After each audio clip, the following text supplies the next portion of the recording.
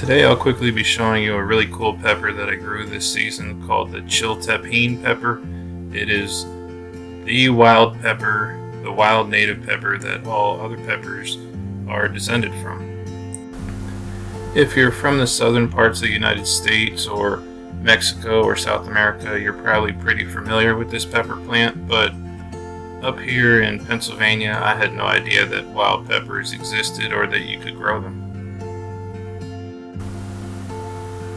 This is what the fruit looks like when it's ripe. It turns reddish orange and they're very small, but they have a Scoville rating of anywhere from 100,000 to 200,000, so they're at least 20 times hotter than a jalapeno.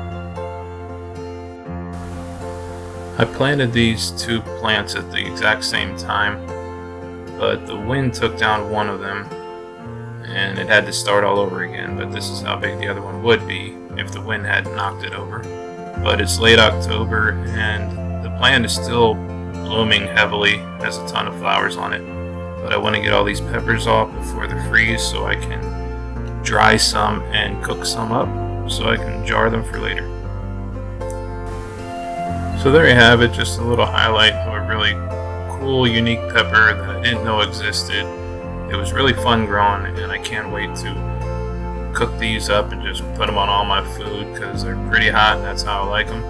These seeds are really tiny, so if anybody's interested, I could send you some pretty easily. Just send me a message, and thank you for watching.